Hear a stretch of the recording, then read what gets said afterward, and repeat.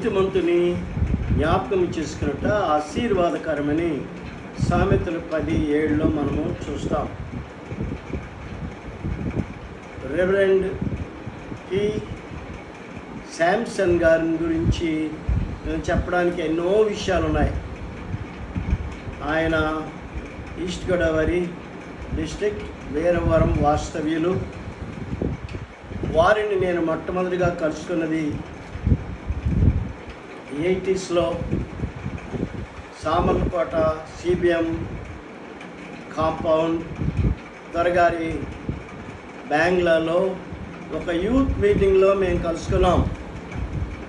దేవుని ఆత్మచేత నింపబడి దేవుని సేవలో సాగుతూ ఆత్మల భారంతో నింపబడినటువంటి అప్పర్ రూమ్ యూత్ అంతా కలిసి సామర్లకోట పరిసర ప్రాంతాల్లో ఉన్న యూత్ అందరికీ కూడా ఒక యూత్ మీటింగ్ డే టైం ఏర్పాటు చేసి ఈవినింగ్స్ రివైవల్ మీటింగ్కి ఏర్పాటు చేసినప్పుడు దానికి వీరవరం నుండి మరి ప్రియులు పి శాంసన్ గారు వచ్చారు. ప్రియులరా, ఆయనకి అప్పుడు వివాహం కాలేదు. ఆయన ఆ యొక్క మీటింగ్లో ఎన్నిసార్లు గద్దించినను లోబడిన వాడు మరి తిరిగి లేకుండా హఠాత్తుగా మరణించినటువంటి వాక్యము దైవ సేవకులు మేము చెప్తుండగా అనేకులైనటువంటి యవ్వనస్తులు దేవుని వాక్యం చేత పట్టబడి బోరున ఏడ్చి పాపాలు ఒప్పుకొని మారు మనసు పొందారు. వారిలో పి శాంసన్ గారు ఒకరు. ఆ సభలు అయిపోయాయి. వారెవరో కూడా నాకు తెలీదు, వారిని కూడా నేను చూడలేదు. ఒకరోజు అప్పర్ రూమ్ ప్రేయర్ జరుగుతుండగా ఇద్దరు యవనస్తులు భార్య భర్తలు వచ్చారు. వారి కృపణయ్య అని పలకరించారు. నేను ఆశ్చర్యపోయాను. అన్నయ్య, మీ ద్వారానే రక్షింపబడ్డాను. నేను సామర్లకోట ఉద్యోగ సభల్లో యూత్ మీటింగ్లు అని చెప్పినప్పుడు నాకు చాలా ఆశ్చర్యం అనిపించింది. జ్ఞాపకం కూడా లేదు. కానీ వారికి సాక్ష్యం చెప్పడానికి ఒక పాట పాడడానికి నేను అవకాశం ఇచ్చినప్పుడు వారు మంచి పాట, భార్య భర్తలు ఇద్దరు శాంసన్ గారు మంచి పాట పాడారు. వారు మంచి రాగంతో పాడినప్పుడు నేను చాలా ఆనందించాం. అప్పుడు వారందరూ కూడా చాలా ఆనందించినప్పుడు వారికి సాక్ష్యం చెప్పినప్పుడు నేను ఆశ్చర్యపోయాను. నాకు జ్ఞాపకమే లేదు. మీరు ఆ యూత్ మీటింగ్లో రక్షింపడ్డారని కానీ ఆ యూత్ మీటింగ్కి వచ్చారని కానీ వారు చెప్పగా నేను విన్నానంతే.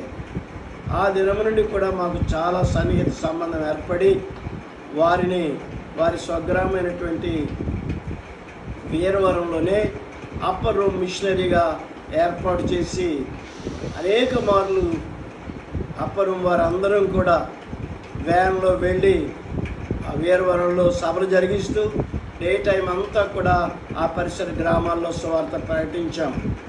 ఇలాగా సంవత్సరానికి 2-3 సార్లు కూడా వెళ్ళి వారి సంఘాన్ని బలపరిచి వారిని గ్రామాల్లో సువార్త చేసాం. అక్కడ ఒక మందిరం కూడా ఏర్పాటు చేసుకున్నారు. వారిని మేము ఎంతో బలపరిచాం. ఆ తర్వాత వారిని శ్రీకాకుళం జిల్లా కొస్మాళ అనేటువంటి ప్రాంతంలో ఒరిస్సా బోర్డర్స్లో మా మిషనరీగా వారిని ఏర్పాటు చేశాం. ఇన్ని సంవత్సరాలు కూడా ఎక్కడ మీటింగ్లు జరిగినా మా దగ్గరికి వస్తూ ఉండేవారు. ఆ మీటింగ్ పాల్పొంపులు పొందేవారు, సాక్ష్యం చెప్తూ ఉండేవారు. నిజంగా వారు ఎంత ఎంత వినయం, ఎంత విధేయత, ఎంత ప్రేమ. అన్న అనేటువంటి మాట తప్ప నాతో ఏమి లేదు. ఏం చెప్పినా అలాగే అన్న అనేటువంటి మాట తప్ప వేరొక ఆర్గ్యుమెంట్ లేదు.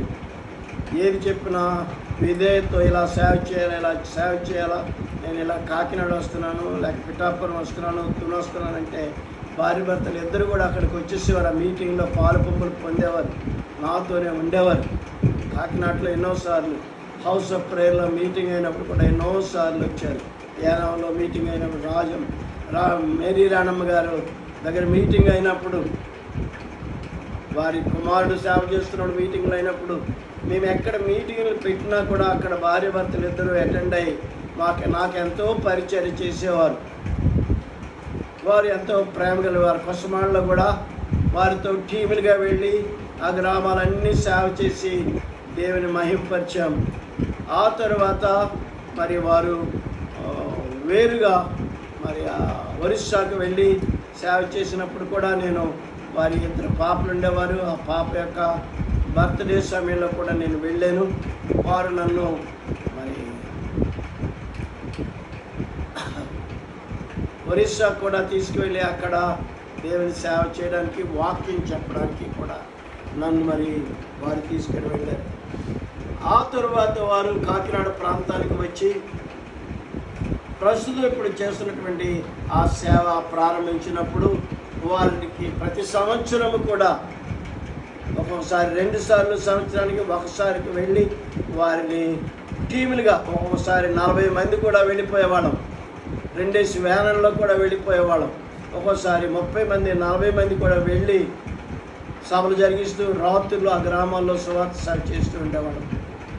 అటువంటి విధంగా మరి వారితో నాకు పరిచయం. నాకు మరి ప్రభునందు ప్రియమైనటువంటి తమ్ముడు అని చెప్పగలను. మరి నన్ను అతిగా ప్రేమించే వారిలో ఒకరు, అతి వినయముగా విధేయతో ఉన్నటువంటి తమ్ముళ్ళు వారొకరు. ఈ సంవత్సరంలోనే ఎప్పుడు విశాఖపట్నం వచ్చినా నన్ను దర్శించకుండా వెళ్ళేవారు కాదు.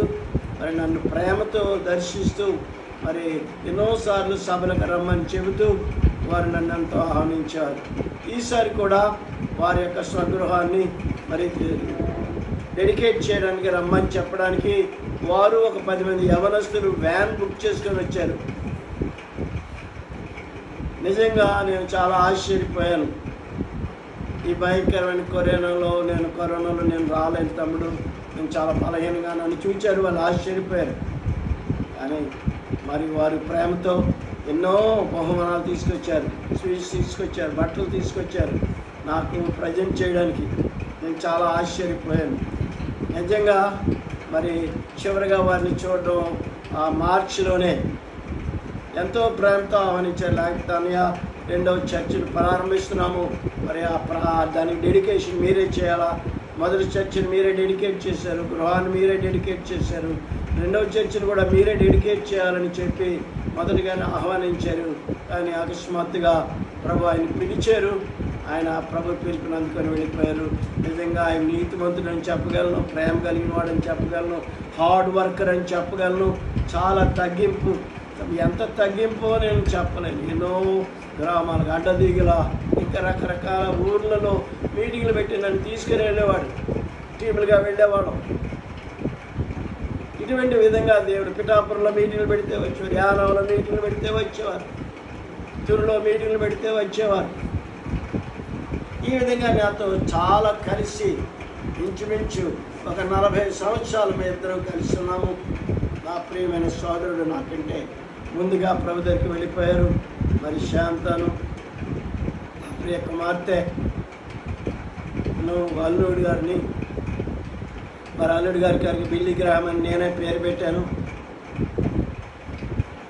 నా పేరు పెట్టమన్నారు, నేను నా పేరు ఎవరికి పెట్టను. చిన్న కుమారుని కూడా పేరు పెట్టమన్నప్పుడు నేను కూడా నా పేరు పెట్టను. ఆయన కృపాసింగ్ అని పేరు పెట్టాను, బిల్లి గ్రామ్ అని ఈ బాబుకి పేరు పెట్టాను. మరి వీరి నాన్నగారు కూడా, మరి వీరిద్దరూ కూడా నాతో అన్న అన్న అనే మాట తప్ప ఎప్పుడు కూడా వీరు దాటలేదు. ఎంత గట్టిగా గద్దించినా ఇది నుంచి వారు కాదు, అలా తలంచుకొని ఉండేవారు. మరి ప్రేమతో విధేయతతో వారి సేవ, వారిద్దరితో కలిసి నేను ఎంతో సేవ చేశాను. జాన్ మోజెస్ గారు ముందు వెళ్ళిపోయారు, తర్వాత శాంసన్ గారు వెళ్ళిపోయారు. వారందరూ ప్రభు దగ్గర ఉన్నారు. దేవుడు వారి సతీమణి గారిని, కుమార్తెను, వరల్లుడి గారిని, మనవణ్ణి, ఇంకా మరి ప్రెగ్నెంట్గా ఉంది, ఆ బిడ్డ కూడా సుఖానికి దేవుడు దయచేయాలని కోరుతున్నాను. సంఘాన్ని దేవుడు ఆదరించి మరి గొప్ప సేవ జరగాలని కోరుకుంటూ, మరి శాంసన్ గారి గురించి చెప్పడం ఎన్నో చెప్పగలను. కాబట్టి దేవుడు వారి కుటుంబాన్ని, వారి పరిచర్యను ఆశీర్వదించాలని కోరుతూ, మరి ఎంతో భారంతో నేనున్నాను, వేదంతో ఉన్నాను. నా ప్రియులు చాలామంది విశాఖపట్నంలో కూడా వెళ్ళిపోతున్నారు. ఎంతో బాధగా ఉంది, ఎంతో వేదంతో ఉంది హృదయం. దేవుడు ఆ పరిచర్యను, ఆ కార్యక్రమాన్ని దీవించాలని కోరుకుంటూ నేను ముగిస్తున్నాను. దేవుడు మిమ్మల్ని దీవించగాక. మారనాథ, ప్రభు త్వరగా వస్తున్నాడు. మన పిలుపు కొరకు, ఆయన రాకడ కొరకు సిద్ధపడదుము గాక. ఆమేన్.